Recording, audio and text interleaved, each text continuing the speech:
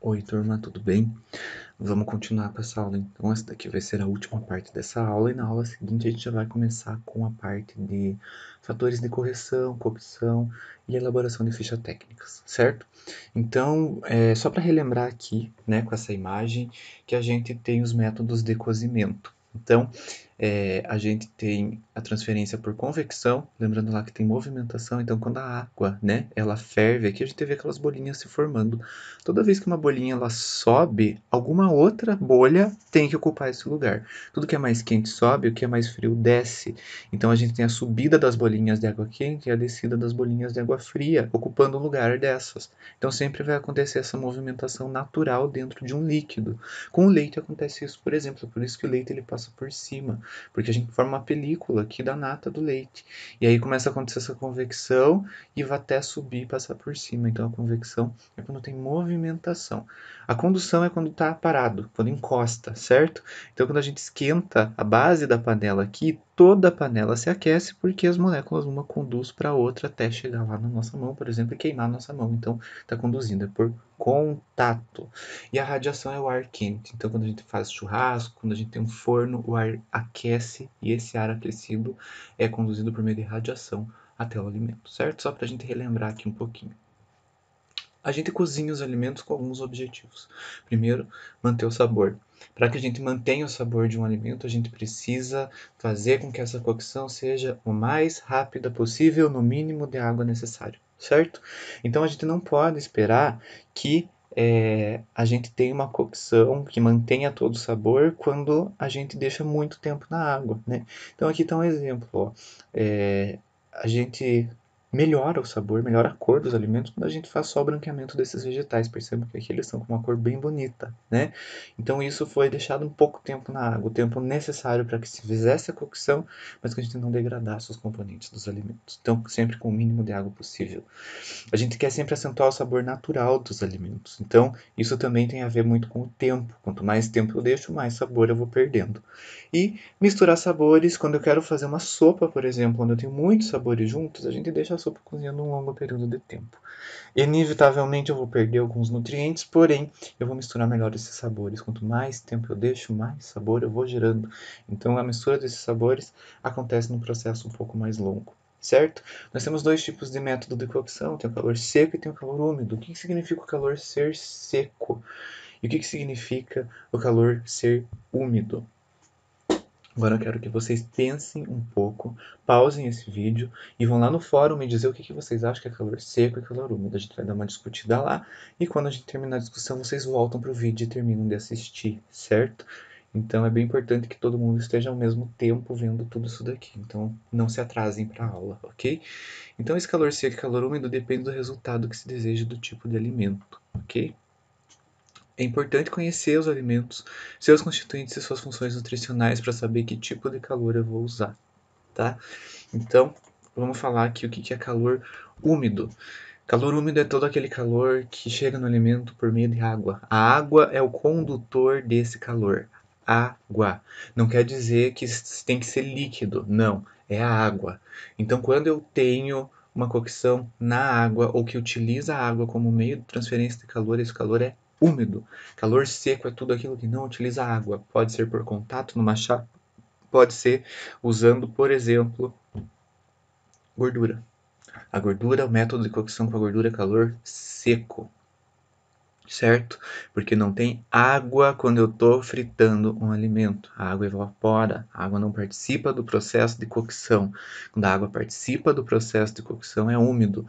Se eu juntar esses dois, muitas vezes eu posso ter um calor misto, onde começa seco e eu termino com úmido. Por exemplo, quando eu coloco um bife na chapa. Esse bife ele começa com calor seco, só tem óleo e a superfície da chapa ali. Depois de um tempo, o bife começa a soltar água. E se eu abafar esse bife, essa água começa a cozinhar o bife, certo? E daí a gente entra com calor misto. Começou seco e terminou úmido, certo? Ou quando a gente vai fazer aquele franguinho da vovó, sabe aquele franguinho para comer com polenta, que a gente frita primeiro o frango e depois para soltar o grudadinho, a gente vai jogando uns golinhos de água e aí solta o grudadinho. Então a gente começou com o calor seco e termina com o úmido. Então a gente pode ter o calor misto, envolvendo esses dois calores aqui, ok? Então, anteriormente aqui a gente tem os tipos de calor, né, de transferência de calor, como que o calor chega nas coisas. Aqui é o método de calor que eu vou utilizar, se é seco ou se é úmido, ok? Então é bem importante eu conhecer os alimentos para saber se ele tem muita água, se ele vai cozinhar por calor úmido, ou se ele tem muita gordura e ele vai cozinhar por calor seco, e quais são essas funções nutricionais desses alimentos, porque muitas vezes o calor seco degrada mais do que o calor úmido. O calor úmido ele solta, né, o alimento solta mais minerais na água, então eu vou perder mais minerais no calor úmido, mas algumas vitaminas se preservam, como as lipossolúveis, certo? No calor seco. Então, tudo depende do alimento, então é importante a gente conhecer os alimentos para saber como que a gente vai tratar eles, certo? Então vamos começar a ver aqui os métodos de cozimento. O primeiro é o ferver. Todo mundo já ferveu alguma coisa, colocou um ovo para ferver, ferveu algum vegetal, alguma coisa. Primeiro, a gente tem que colocar a água para ferver. Então, antes de qualquer coisa, a água ela já tem que estar em ebulição. Isso é ferver. A água tem que estar em ponto de ebulição, fervendo, sob fervura. E aí eu vou colocar os alimentos em contato com essa água, certo? A água, claro, vai fazer o processo de convecção e vai estar borbulhando em agitação, ok? Alimentos que a gente tem que prestar atenção quando a gente coloca para ferver. Vegetais e amidos. Os vegetais, por quê? Por que vocês acham que os vegetais e os amidos vão ser problema, muitas vezes, para quando a gente for ferver, ou vão ser a solução para quando a gente vai ferver um alimento? Me escrevam lá no fórum o que vocês acham. Evitarem carnes, peixes e ovos, porque endurece proteínas, né? A gente tem a coagulação. E em alimentos delicados a gente tem que evitar porque despedaça, porque sempre vai estar sob agitação essa água fervendo, borbulhando, agitando muito. Em alimentos muito delicados eles vão se despedaçar, né? Então, lá no fórum vocês vão me falar por que a gente tem que se preocupar com vegetais e amidos na hora da gente fazer a fervura e me dar um exemplo de algum alimento que se despedace quando a gente vai cozinhar no líquido que borbulha em agitação. Quero todo mundo falando lá para a gente interagir um pouquinho. O próximo aqui é cozinhar em fogo brando ou simmer. A água ela vai estar em ebulição, só que quando ela começar a ferver, a gente baixa muito, muito, muito o fogo, deixa o fogo bem baixinho, e isso faz com que a água ela cozinhe lentamente. Então ela fica com borbulhas bem pequenininhas ali, só naquela temperatura. A maior parte dos alimentos a gente pode cozinhar assim, como ovos e vegetais. Né? Eles vão cozinhar, só que sem aquela agitação. Muitas vezes, para cozinhar, a gente não precisa estar com o negócio fervendo, borbulhando ali, vazando água para tudo que é lado. Não. A gente pode colocar só um pouquinho de água e deixar lentamente cozinhando, uma temperatura que permaneça aqui na temperatura de ebulição, mas sem aquela agitação, sem borbulhar daquela maneira, certo? O nome disso é simmer ou cozinhar em fogo brando. O próximo processo é escalfar. Para fazer ovo pochê, a gente precisa escalfar. Então a gente coloca só um pouquinho de líquido, né? Não vamos fazer um ovo pochê no caldeirão, por exemplo. A gente pega uma panela pequena e coloca um pouquinho de líquido numa temperatura que permanece entre 70 a 82 graus. Então alimentos muito delicados como peixes, ovos sem casca, ovo pochê, miúdos para retirar os sabores indesejados, a gente sempre vai escalfar. Então o processo de escalfar é cozinhar em um líquido quente, uma pequena quantidade de líquido, não precisa de muito líquido para fazer isso. Fora que isso vai evitar a perda por dissolução, ok? Então sempre a regra principal aqui é esperar o líquido chegar à temperatura antes de adicionar os ingredientes. Isso é muito importante. Por quê? Porque quando o líquido ele já está fervendo e eu coloco o meu produto em contato com esse líquido fervendo, eu imediatamente vou coagular o meu produto ali em volta e vou manter ele com uma estrutura que não vai absorver água, certo? E isso vai evitar as perdas por dissolução. Então o meu produto ele vai formar uma camada protetora no momento que ele encosta na água. E essa camada protetora ajuda a não perder minerais, não perder vitaminas para a água. Então é muito importante que a gente tenha essa água já quente, eu coloque já quente. Então, muito importante sempre esperar ferver para a gente fazer essas cocções em calor úmido.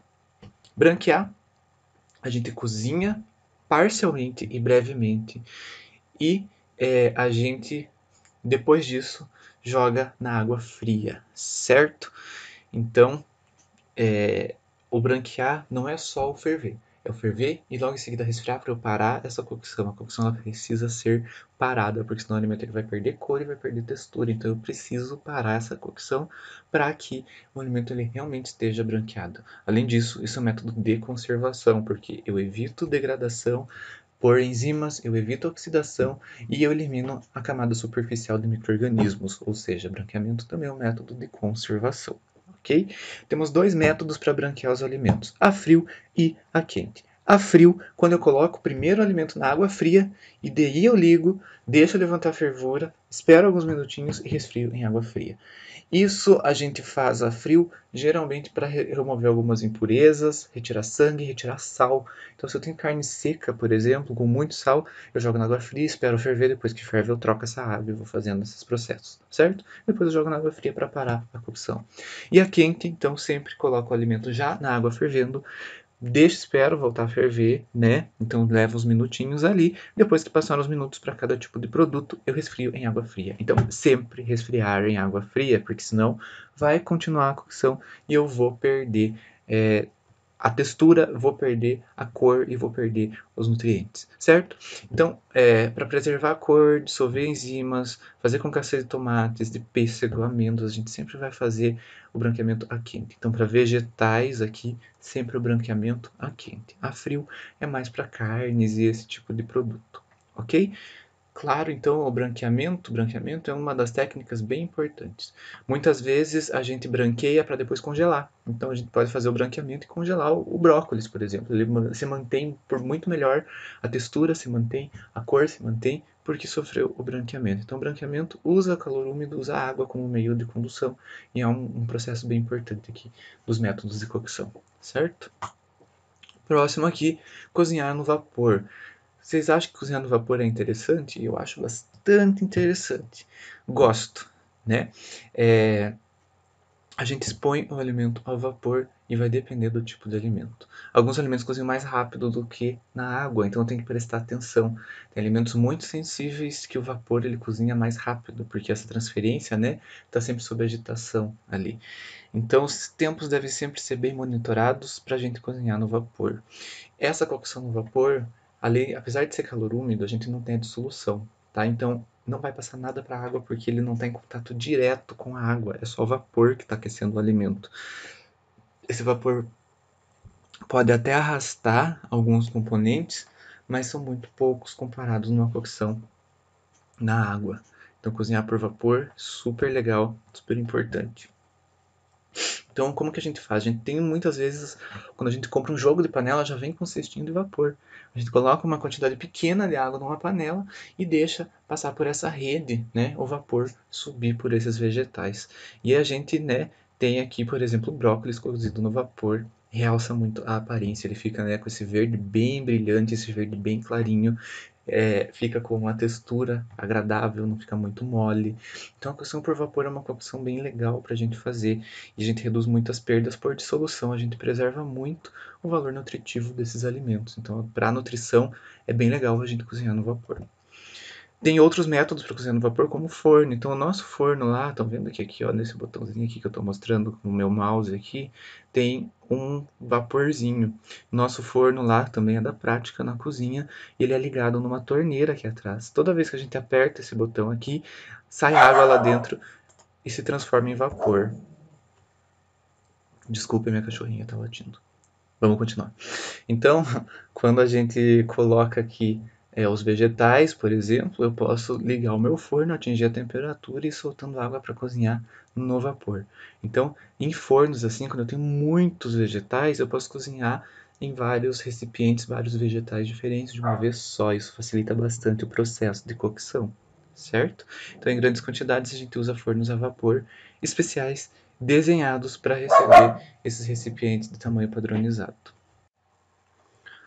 O próximo método de cocção que a gente tem aqui é a cocção no próprio vapor. Então, aqui tem em papillote, por exemplo, que é cozinhar ou em papel manteiga ou em papel alumínio, quando a gente coloca alguns vegetais, o peixe, e fecha bem ele e põe no forno. A própria umidade do alimento, dos vegetais do peixe fica retida aqui nesse papel e o próprio vapor aqui do alimento vai cozinhar esse produto, certo? Então, em panela tampada também a gente pode cozinhar no próprio vapor. certo? Então, a própria umidade dos alimentos. Então, por exemplo, vou fazer uma abobrinha, eu não preciso colocar água para fazer uma abobrinha, uma couve, um repolho. Eu só coloco lá, fecho a panela e a própria umidade do próprio alimento vai soltar água e vai causar a cocção no vapor. Então, eu começo no calor seco e vou terminar ele todo no úmido pela liberação ali de água pelo próprio alimento. Certo? Então, isso daqui é uma técnica bem legal para cozinhar no vapor. No papilote, é meio difícil da gente ver o ponto da carne, o ponto dos vegetais, porque ele fica ali, a gente não consegue ver. Então a gente nunca vai saber quando está pronto até a hora de abrir, certo? Muitas vezes passa do ponto, tem que tomar um cuidado com isso. Tem cozimento a vapor numa panela de pressão. Então algumas panelas de pressão vêm com a grade aqui, né, para a gente cozinhar os vegetais dentro da panela de pressão. Então a temperatura ela sobe acima de 100 graus por estar na pressão e é extremamente rápido. Então isso é bem vantajoso. Eu posso estar cozinhando uma carne no fundo e os vegetais aqui em cima. Bem interessante isso daqui, né? Então é vapor cook que eles chamam. Então cocção a vapor. E a gente tem um forno, né, de pressão aqui, uma panela de pressão fazendo essa cocção bem acelerada, porque a temperatura é maior do que 100 graus, certo? Chegando nos 130, 120 graus ali, então cozinha mais rápido esses vegetais. E lembrando, isso daqui é vantajoso porque quanto menos tempo fica, mais mantém os nutrientes dos alimentos. O próximo aqui tem algumas panelas elétricas de cocção a vapor, que é bem legal, né? A gente consegue regular bem a temperatura aqui e a gente cozinha alimentos de diferentes tempos. Então, uma batata vai demorar para cozinhar muito mais do que um vegetal folhoso como essa endívia que está aqui. Então, o nome desse vegetal aqui é endívia e vai cozinhar muito mais rápido do que a batata. Então, dessa maneira, eu posso empilhar quantas tigelas eu quiser, o vapor ele sai daqui de baixo, passa por todas as grades aqui, os que terminam antes eu vou tirando e vou colocando a tampa para os próximos, e assim eu tiro cada vegetal no seu tempo. Então a gente consegue controlar a temperatura e o tempo. Então cada vez que um deles está pronto, ele apita, eu venho aqui e tiro. Né? Então isso daqui é bem interessante, panela de vapor elétrica. É uma coisa que nos Estados Unidos é bem comum, o pessoal gosta de equipamentos de cozinha assim, né? Aqui a gente não tem esse tipo de panela, a não ser que a gente manda importar. Mas é algo bem interessante, né, para a gente utilizar na cozinha. Outro tipo de utilização de calor úmido é brasear. Não pensem que brasear é cozinhar na brasa, não tem nada a ver. Então, brasear é cozinhar em panela tampada com pouco líquido e depois refogar até dourar. E o líquido é servido como molho. Então, isso aqui a gente doura em calor seco antes e depois cozinha no líquido. Então, a gente primeiro doura e depois cozinha. E aquele líquidozinho douradinho a gente usa como molho, certo? Então, o nome dessa técnica aqui é brasear. Então, um exemplo clássico é o frango. A gente coloca o frango, ele fica bem douradinho, eu jogo água para ele terminar a cocção, ou jogo a cebola ali, daí fica aquele creminho assim, aquele caldinho com cebola, né? Então, o nome dessa técnica é brasear, a gente usa calor úmido. Em ensopados e guisados, a gente pode fazer utilizando o braseado. O método é o mesmo, né? A gente só faz ensopados cortes grandes e guisados cortes pequenos, mas primeiro a gente, né, tosta o alimento, deixa ele caramelizar, para depois utilizar essa caramelização para fazer o restante. Então, ensopado e guisado também usa o método de braseamento, certo? Então, brasear é sempre primeiro refogar até dourar e depois adicionar um pouquinho de líquido, ok?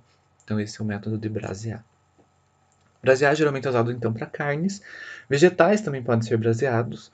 A gente não cobre totalmente os alimentos com líquido, isso é bem importante. É um caldinho, né? E a gente joga assim um gole de água e deixa a panela tampada para cozinhar no próprio vapor. Com isso a gente obtém um molho bem concentrado e bem saboroso, ok? Então essa é a técnica de brasear, certo? Não é recomendado acrescentar água para peixe, certo? No frango eu até coloco um pouquinho de água, mas é bem pouco, tá? Pode ser feito no fogão ou no forno. No forno sempre é melhor porque a gente não precisa ficar verificando toda hora, né? O calor que chega no forno, lembrando, é por radiação.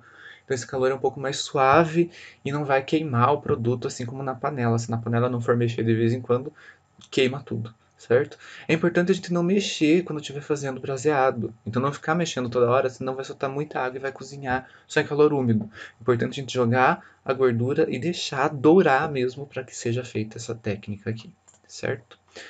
Em calor seco a gente tem assamento em forno. Primeiro a gente cozinha, né? Em forno é sempre com ar quente e seco. Então por isso é calor seco, certo? Então o ar chega no alimento seco. Então, a gente tem esse assamento em forno. É importante não cobrir o alimento quando a gente quer assar em forno, porque vai aprisionar vapor e daí a gente muda o método de cocção. Então, quando a gente vai fazer aquela carne, geralmente a gente coloca papel celofane, papel alumínio em volta, e isso ajuda o alimento a não dourar, certo? Então, tem um determinado momento da cocção que eu vou tirar o papel, justamente para o calor seco fazer a função dele, que é dourar ele, né?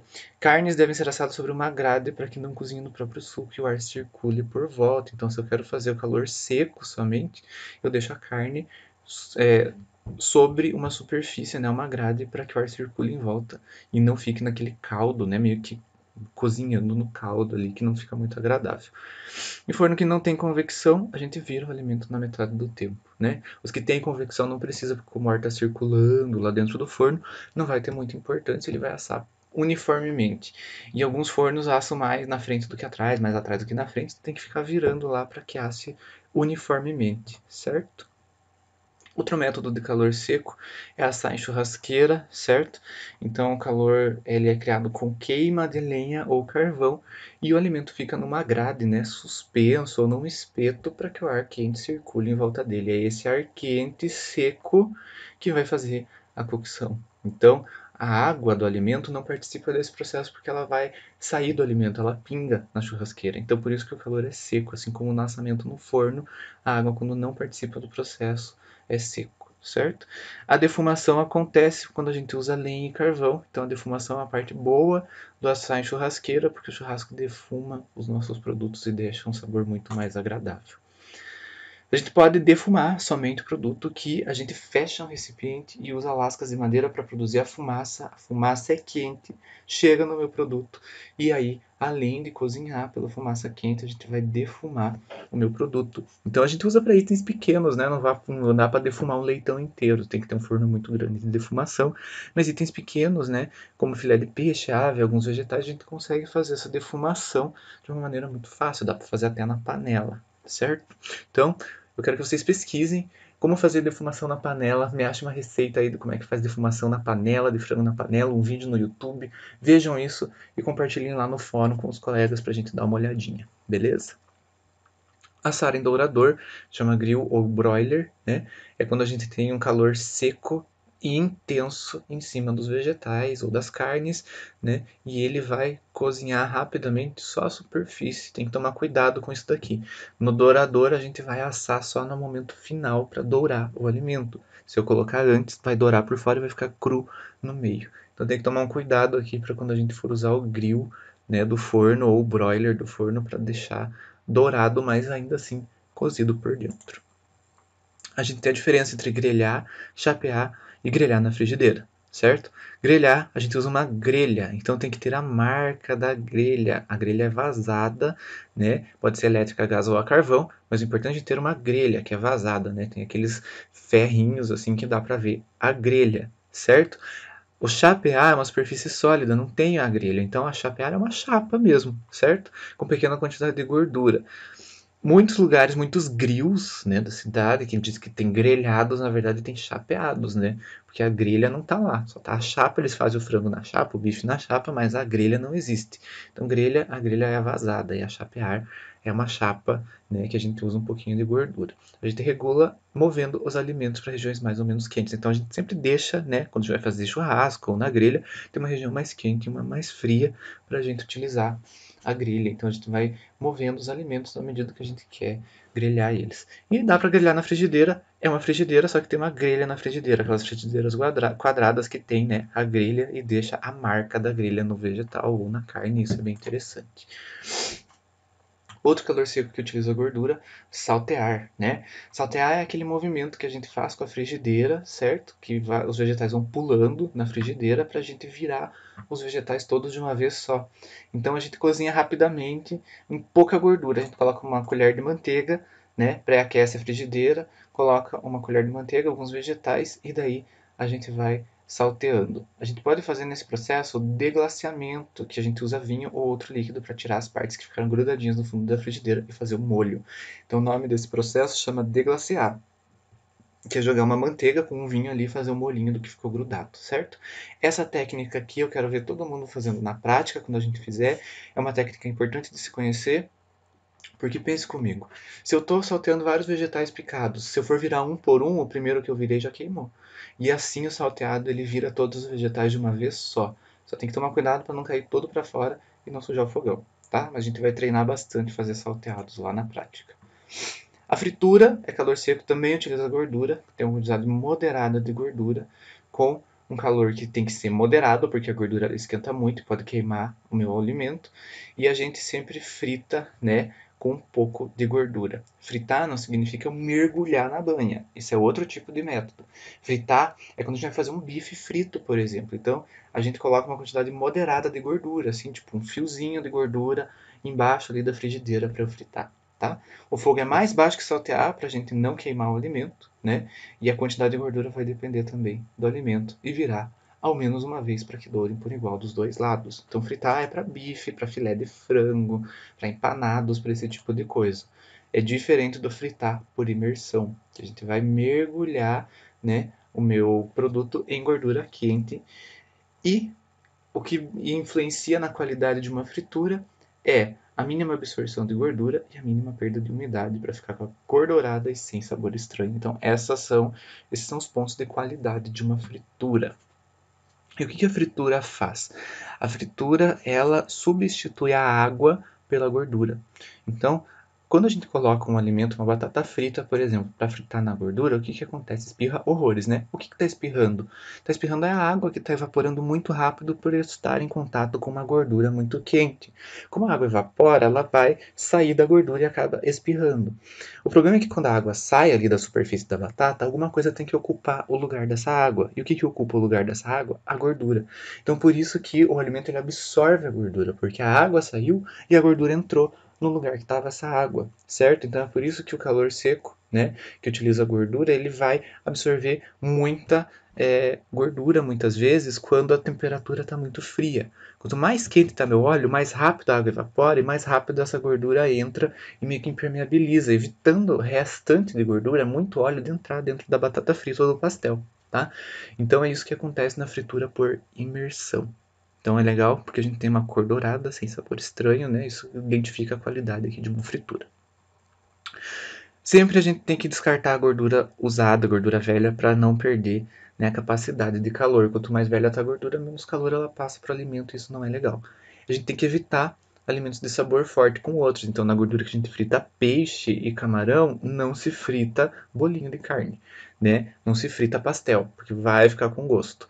Fritar o mais próximo possível da hora de servir, porque senão vai amolecer, porque tem vapor de água lá dentro que pode amolecer o meu produto. Não sobrecarregar o óleo, a gente tem que colocar aos poucos, né, os alimentos no óleo, porque os alimentos muitas vezes estão frios, né, vão resfriar o óleo, e se o óleo esfria e demora muito para atingir a temperatura de novo, eu vou acabar absorvendo muito óleo, então o alimento acaba coletando muito desse óleo que não é adequado, né?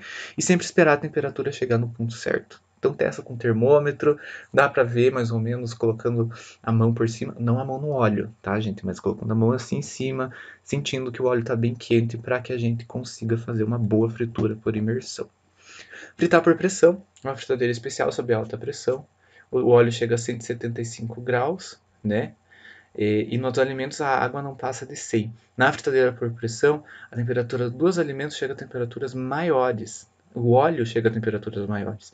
E assim ele cozinha mais rápido e mesmo a temperatura da gordura sendo menor, certo? Então a fritar por pressão é um outro método aí. As gorduras, né, a quantidade que vai ser absorvida de gordura pelo alimento vai depender do tipo de óleo, do tempo que ficou em contato e da composição do alimento. Então, pastel que não absorve óleo é meio difícil, porque essa massa ela é muito porosa, certo? E esses poros eles vão absorver bastante óleo, diferente de uma batata pré-frita ou de um frango, por exemplo. Né? Então, a composição do alimento influencia bastante nessa absorção de óleo, certo? O tempo que fica também e o tipo de óleo que é utilizado. Alguns óleos têm a temperatura muito baixa e a água não evapora com tanta facilidade e muito óleo fica ali dentro, né? Então, isso daqui que vai influenciar a absorção de gordura pelos alimentos. O calor seco, né, ele favorece o sabor dos alimentos, porque eles concentram as substâncias. Como a gente está perdendo água para o ambiente, né, perdendo água lá dentro do forno, a água está evaporando, né, então a gente vai concentrar melhor as substâncias aqui. Para preservar o valor nutricional, controlar tempo e temperatura, certo? Tempo e temperatura tem que ser bem controlados, lembrando que o tempo, ele estraga mais o valor nutricional dos alimentos. Então, sempre quando a gente usa calor seco, também a gente tem uma redução de volume e massa, né? Às vezes a gente vai fazer aquele pernil suíno, aquele lombo, a gente coloca um pedaço inteiro, quando vai ver ele diminuiu o tamanho tanto que não tem mais volume naquilo, né? Ele perde muita água e as gorduras se fundem, então ele vai reduzir bastante de volume. A gente pode usar então sempre cocção mista, né? Adicionar água no forno para evitar perdas, fazer um banho-maria para distribuir uniformemente o calor também é uma opção. Então nesse caso fica uma cocção mista, certo? Então tem alguns aspectos aqui do calor seco que precisam ser controlados e tem que prestar atenção. Tá? O tempo de cocção, a gente sempre respeita a ordem de colocação. Então, sempre as carnes a gente coloca primeiro, depois os alimentos mais duros e depois a gente vai colocando os alimentos mais macios, certo? Então, as carnes para obter o caldo, deixá-las dourarem, para liberarem bastante o sabor. Aí os alimentos mais duros que demoram mais tempo para cozinhar e por fim lá os alimentos mais macios, certo? Então, respeitar a ordem de colocação dos alimentos é importante para a gente ter menor perda também. Se colocar tudo junto, esses alimentos aqui mais macios acabam sumindo do processo e eu não vou ter, né, ali uma composição adequada sensorialmente falando e nutricionalmente falando. Então sempre tem que respeitar o tempo de cocção e colocar eles na ordem correta para que eles não estraguem, ok? E aí a gente tem mais um método de cocção aqui que chama-se sous vide. Sous vide vem do francês sob vácuo, certo? E é este equipamentozinho aqui que faz a cocção. Então aqui a gente tem, né, a diferenciação aqui da cocção feita com sous vide e da cocção feita por métodos tradicionais. Então a gente embala o alimento a vácuo e coloca numa bacia que está com este equipamento aqui, que é o termocirculador. O termocirculador é um aquecedor de água, então entra água por um lado e sai quente pelo outro, e ele fica circulando essa água na temperatura que a gente ajusta aqui. Então a gente tem um banho-maria ali, uma temperatura regulada, tipo 160 graus, aqui tem graus Fahrenheit, mas a gente regula, por exemplo, para 60 graus, põe a carne lá e deixa a carne por tipo 2 horas a 60 graus. Nessa temperatura não cresce nada, a gente mantém a higiene, né, desse processo e ela cozinha por igual, ela nunca passa do ponto. Então as carnes, elas ficam muito saborosas, ficam sempre no ponto, né, cozidas por igual aqui. Então é uma cocção de precisão, certo? A gente tem precisão quando a gente cozinha pelo sous vide. Então a gente mantém a integridade do alimento, né? Evita perder aroma, sabor e umidade, por exemplo. Então a gente mantém todo o líquido da carne dentro da carne, dos vegetais. Os aromas não saem porque não tem contato com nada, né? E o sabor ainda fica. Pode variar de 2 a 72 horas, tem alimentos que ficam assim 3 dias cozinhando em uma temperatura mais baixa, né, de 40 a 70 graus. Então isso é bem interessante, certo? Vantagens aqui: barreira ao oxigênio, resistência térmica, resistência mecânica, segurança alimentar, tem fechamento seguro, praticidade, competitividade e sustentabilidade. O que eu quero que vocês façam agora? Peguem a apresentação aí, eu vou colocar o link desse vídeo aqui no fórum também para vocês seguirem. Vocês pegam esse vídeo, assistam e me respondem isso daqui no fórum, certo? Então, o que deve ser considerado durante a preparação do alimento quando a gente vai fazer a cocção sous vide? O que deve ser considerado com relação à embalagem utilizada quando a gente faz o sous vide? O que delimita a temperatura e o tempo? Como que é feita essa escolha de tempo e temperatura? E por que os alimentos precisam ser finalizados após a cocção? E que tipo de finalização que precisa ocorrer? Então, eu quero que vocês assistam o videozinho ali. Tem outros vídeos ali que vocês também podem assistir sobre sous vide, nos recomendados desse vídeo. Eu quero que vocês assistam esses vídeos e me respondam essas perguntas aqui no fórum para a gente finalizar a aula. Lembrando que vocês têm que ficar até o final da aula para receberem a presença, ok? Nos vemos então na próxima aula.